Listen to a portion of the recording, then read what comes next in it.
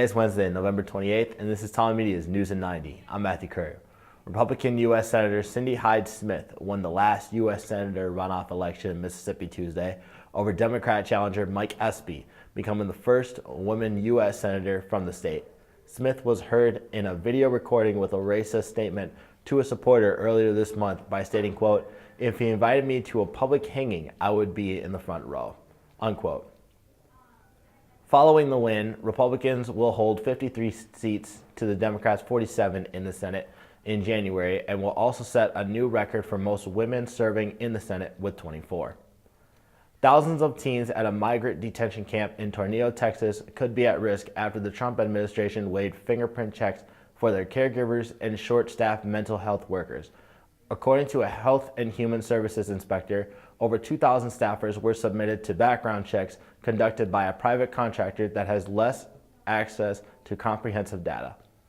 This has increased the risk of a person with criminal history having direct access to the 2,300 teens in the tent city.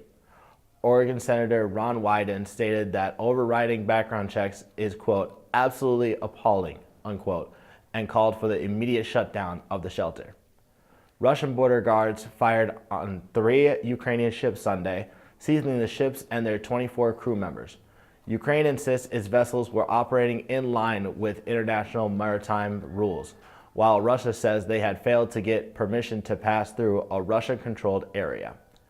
Wednesday, Russian President Vladimir Putin blamed the standoff on the ambitions of President Petro Poroshenko, following the Russian military announcement it was boosting its defenses in Crimea. Ukraine released what they said was the exact location where its ships were fired on by Russia on Sunday, proving the ships were in international waters and were approaching the Kerch Strait from the west and not from the east, as Putin had previously suggested. For TomMedia.com, I'm Matthew Curry.